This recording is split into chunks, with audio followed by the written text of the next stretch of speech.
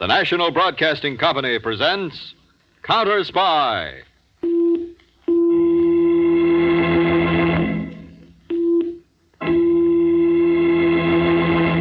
Washington calling David Harding, CounterSpy. Washington calling David Harding, CounterSpy. Harding, CounterSpy, calling Washington.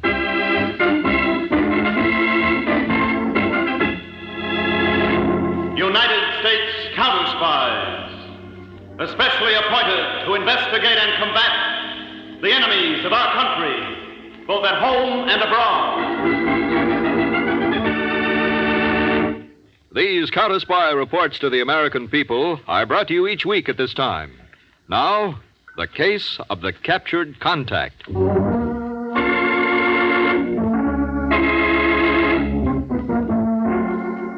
Hello? Mr. Harding? Mr. David Harding? No, this is Mr. Harding's assistant, Harry Peters. I am calling from Baltimore. I must speak to Mr. Harding in person. Did he not receive my letter? Who is this, please? I signed the letter only with the name Roland. Just a moment. Harding speaking. Mr. Harding, this is Roland. You received my letter, no? I'd like to know who you really are. Full details I cannot give over the telephone, but I give a name, Dr. Maximo. Dr. Maximo. Yes, I have been in your country lecturing on bacteriology. My real purpose was something else, and now I realize I have been making a terrible mistake for years. Yeah? I can correct it only one way, to tell everything to the United States counterspies. Well, you're only 45 minutes by train from Washington. Oh, no, I dare not move from this hotel room. My life. What hotel? The Gainsborough, room 819. Huh? I beg you to come, Mr. Harding. What I must tell you is of the first importance. Well, I'll see about it, Dr. Maximo. Goodbye. Mr. Harding...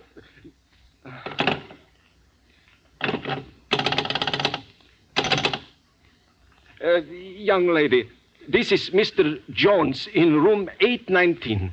You have I believe it is called a house detective. Mr. Blaine is his name. I believe my life is in danger. Would you please ask him to come to my room at once? And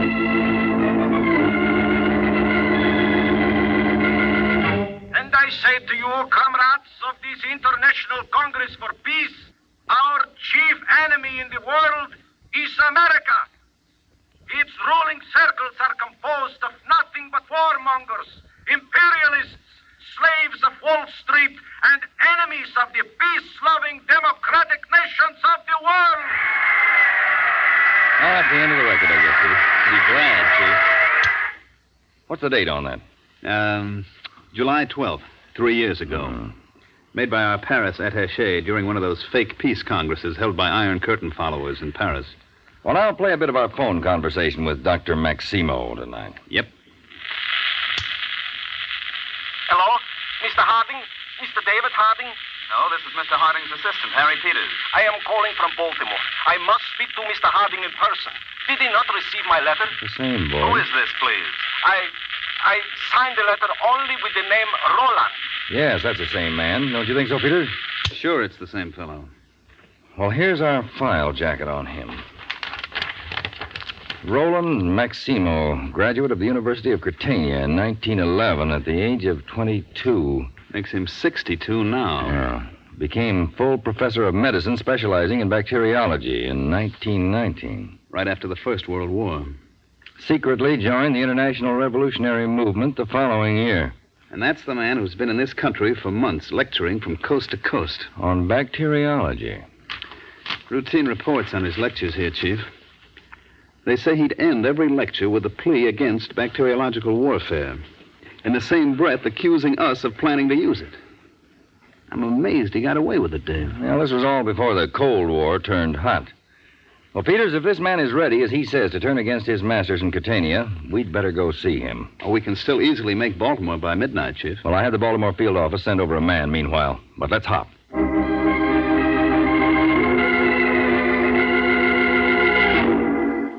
You, mind my asking, Mr. Jones, what kind of danger your life's in?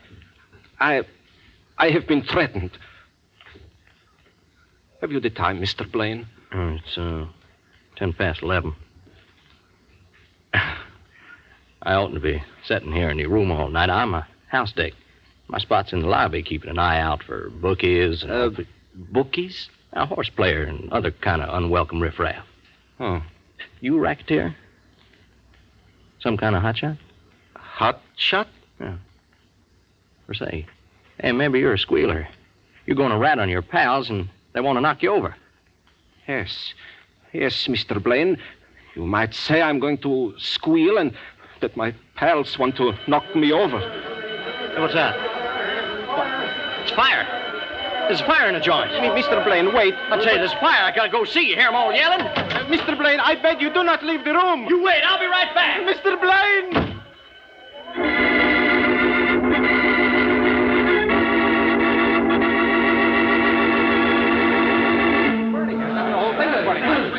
Hello, Ellery. What are you doing in the lobby? I wanted you up in room 819 with Dr. Maximo. When I got here, Mr. Harding, the whole hotel was in an uproar. They said fire, and the fire chief wouldn't let me in, CounterSpy or not. Fire, Ellery? 8th floor. Just now they found out it was a false alarm. False alarm. Come on, room 819.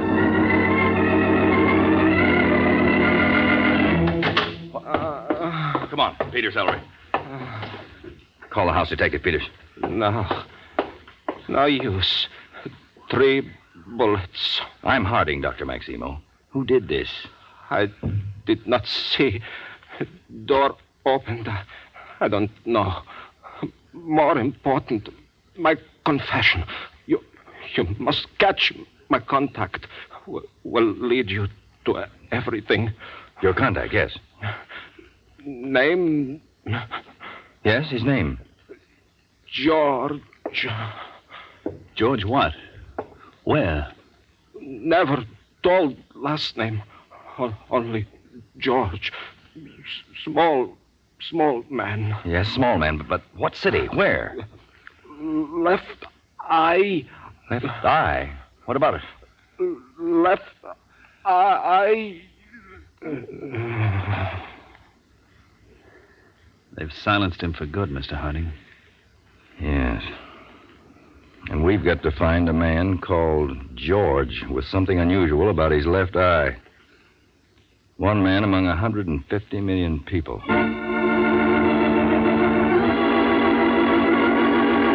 Listen, Eddie, this is the rest of what Mama writes. Yeah? It came this afternoon, special delivery.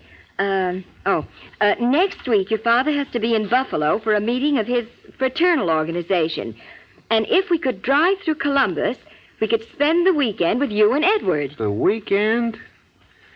Well, I can stand it if they can, baby. Your old man's a pretty good kegler. Kegler? Bowler, fancy word. Oh. What kind of a day at the shop? Blueprints, as usual. What's for supper? I almost forgot. You going to be on the road again next week? No, hon, but I've been talking with Sam about a good chance for a blueprint shop over in Cobbsville. Going to be a big industrial town. I thought we ought to open up there, get in on the ground floor. Cobbsville? Gee, we don't know anybody there. Well, not definite yet anyway. And anyway, what's for supper? Salisbury steak. You mean hamburger. Oh, maybe that's Claire Siegel. I saw her at the market. She said maybe she and Herbert... I'll brush her off. Only do it nicely, Eddie. Hello? Hello, George. Oh, yeah. This is Arthur. Uh-huh. Hiya. I have just had some good news from Baltimore. Yeah? You won't have to move to Cobbsville. You won't have to leave Columbus. You're quite safe here. Oh, fine. I shall be in touch with you soon for further assignments. Okay, Arthur. Don't use my name. Goodbye, George. Yeah. So long. That wasn't Claire Siegel, was it, Ed? Oh, no, it was, a fella I was in touch with on this Cobbsville business, but he says forget it. How soon is that Salisbury hamburger going to be ready?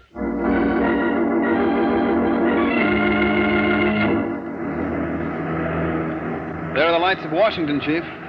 Well, it's obvious, Peters. Dr. Maximo's ex-comrades found out he intended to talk to us and pulled that fake fire alarm as a cover for liquidating him. Now, the next most important man to get is this George. with the strange left eye. How do we find George? Well, as Dr. Maximo traveled around lecturing, posing as a friendly scientist, he must have been reporting on the progress of American research in bacteriological warfare. Then George must have been a contact who met him from time to time on his travels. Yeah, that's it. The moment we get back to Washington tonight, we'll lay out on a map the exact itinerary Dr. Maximo followed.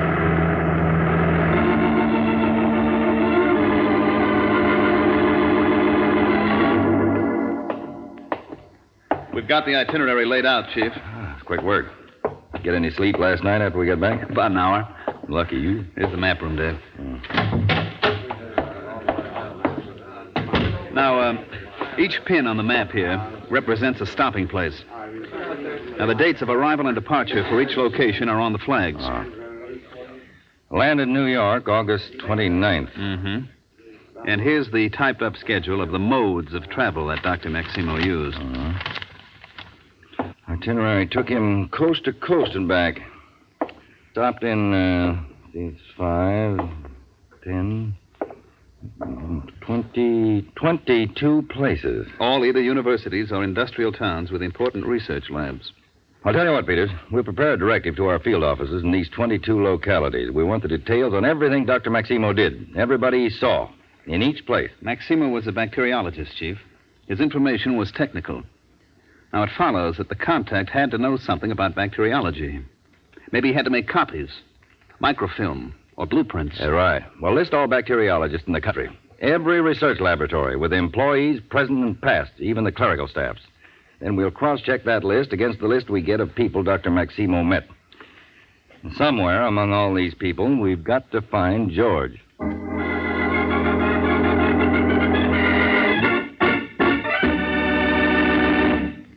You are listening to the case of the captured contact on CounterSpy.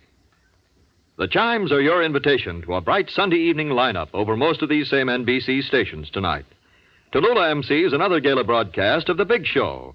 The Phil Harris Alice Faye Show brings you more delightful adventures. And then Hedda Hopper presents dramatized stories of the stars. Now, back to CounterSpy. Good morning, Dr. Phillips. My name's Taylor, United States CounterSpies.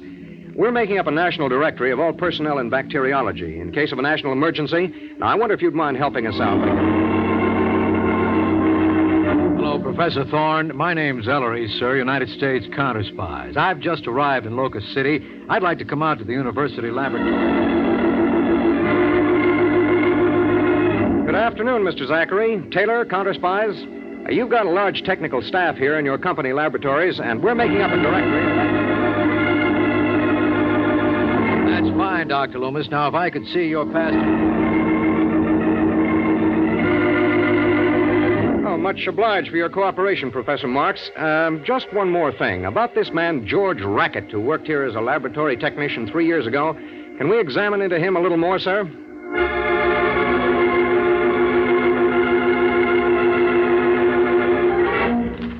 There's the whole list, Mr. Harding. The names only. Well, the facts about them? On a card file out in my office. They're to be punched for automatic sorting. Well, have we got the dope on which of these were actually in the area of Dr. Maximo's trip at the time they made it? Yes, Chief. That's one of the classification symbols. Uh-huh. Now, the cards will be ready for the machines by early tomorrow morning, I'd say. All right, we'll run them off then.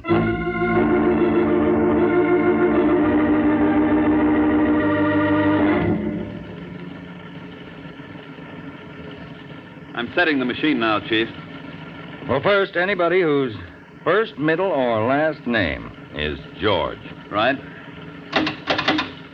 And second, who were in the area of Dr. Maximo's trip. Symbol 7. Third, those with eye trouble, the left eye especially. All right, shoot.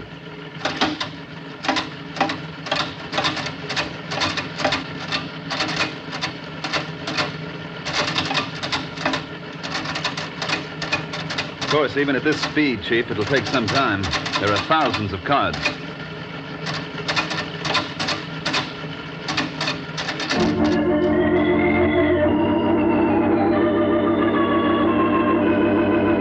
$78 cards called out, Chief. All right, now classify by areas and shoot them out to the agents in charge. But, Peters, the trouble is, George is most likely not a real name at all, but a code name. That's a cheery thought. Morning, madam. My name's Taylor. I'm from the New Orleans City Directory, checking on all inhabitants. I understand you have a tenant here named George Sperry. Works for the University Laboratory. Excuse me, Mrs. T.J. George. I'm from the local civil defense organization. My name's Ellery. We're looking for volunteer aircraft spotters. All very interesting, Chief. Adding up to nothing. Every one of those 78 have clean records? Well, one fellow used to work at a lab in Kansas City. He turned out to be a minor embezzler from Philadelphia. Another man was an escaped convict. 2 others were aliens who entered the country illegally. 11 of them met or heard Dr. Maximo, but not one has a single questionable association. And all of these, named George, who were in that area, had some trouble with the left eye. Well, it kind of washes out there, Dave. Most of these people wear glasses, and most of them, the left eye is weaker than the right. One man's practically blind in his left eye, but he's 71 years old and stone deaf. Well, this eye business bothers me. There's a chief identifying fact that came to Dr. Maximo's mind. Peters, instead of looking for George by name and profession, let's look for him through the eyes. Oh? You mean through oculists? Opticians? Eye doctors? Clinics? Well, if a man's left eye is so noticeable, it's fair to suppose that he consults somebody about it. This job gets bigger and bigger, Chief. Well, incidentally, include the manufacturers of artificial eyes on that checklist. Okay. The eyes have it.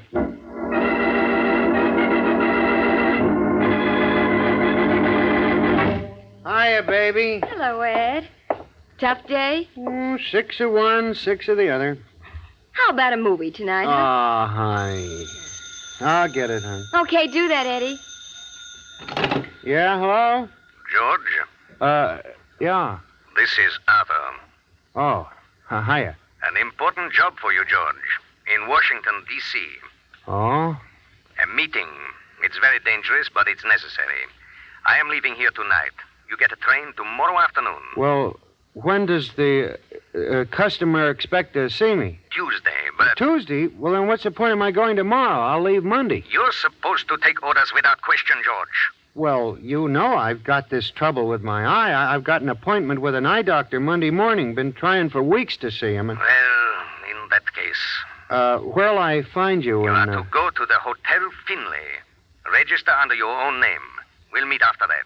That is all. Hotel Finlay. So long. Hon, Washington next for me. Big deal. Good morning. Name's Taylor, CounterSpies. I understand you're the leading optician in Kansas City, and Yes, Mr. Strauss, we're checking all oculists in this section. In case of national emergency, any man with medical understanding might... Oh, by the way, have you any patrons with really serious trouble in the left eye?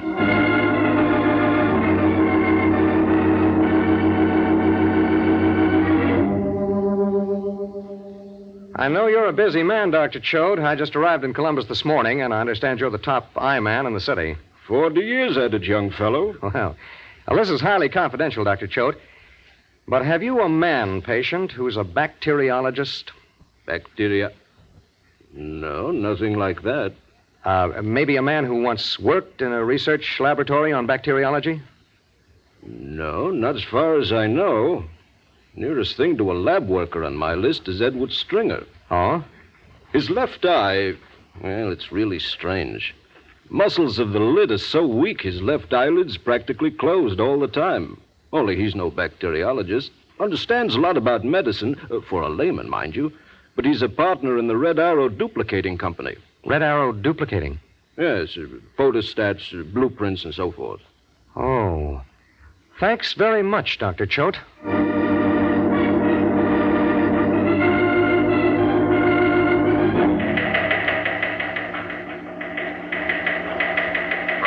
Washington, to C.S. Taylor on assignment, Columbus. Continue check on Edward Stringer. Peters and I flying to join you.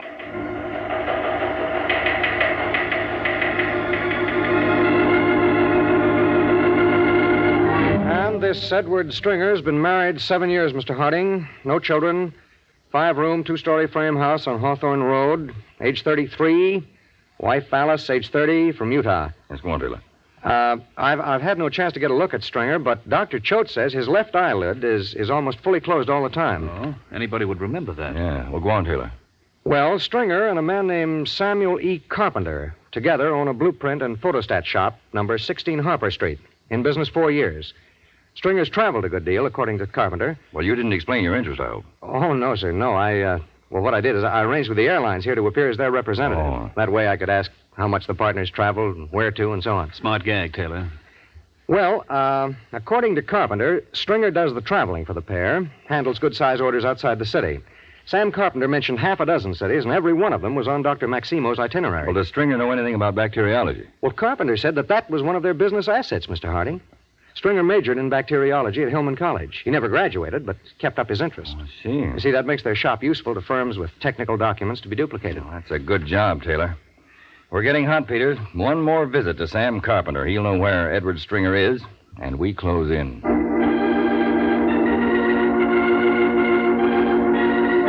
And now there's a new and very important assignment for you, George. Right here in Washington. What'll it be, Arthur? I'm soon to go home. You are to take my place as chief of contacts. Today and tomorrow. As the others arrive in Washington, they will come here to you, in one pose or another. And there is only one matter. Yeah? That eye of yours. It is so easily remembered.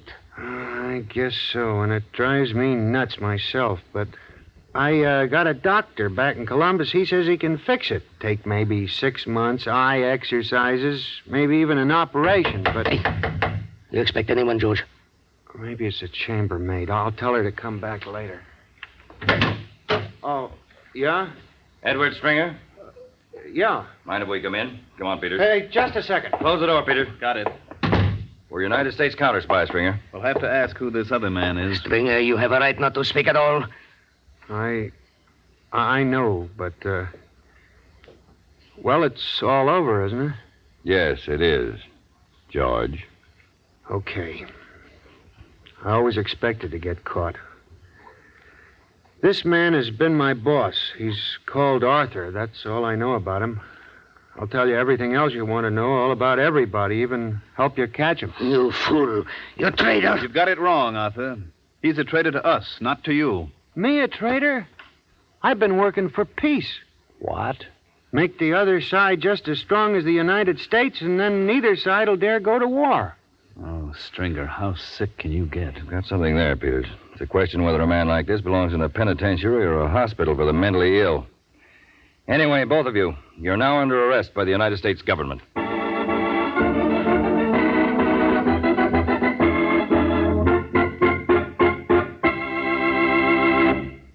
You've just heard another CounterSpy report to the American people, brought to you each week at the same time. Next week's report, the case of the double-crossing defender. Tune in every Friday night to catch the pulse-pounding action of CounterSpy, where danger lurks around every corner. Tonight's CounterSpy program originated in New York, was directed by Mark B. Loeb, dramatized by Paul R. Milton, and featured Don McLaughlin and Mandel Kramer. Lionel Rico speaking. CounterSpy is a Phillips H. Lord production. Intrigue, mystery, and untold stories from the heart of Brazil. Join us on the journey through the vibrant streets and endless tropics of Brazil. See the hidden corners of Brazilian culture. This is NBC, the national broadcasting company. Lost in Brazil brings you closer to the pulse of this diverse and enchanting country. So why wait? Follow us on Lost in Brazil and unlock a world of adventure that will leave you spellbound. Don't miss out on the ultimate escape. Subscribe now and immerse yourself in the magic of Lost in Brazil at Lost in Brazil RJ, where every story is an adventure waiting to be discovered. See you next week for more thrilling episodes of CounterSpy. And remember to join us on Lost in Brazil for an unforgettable journey. Click on the link in the description.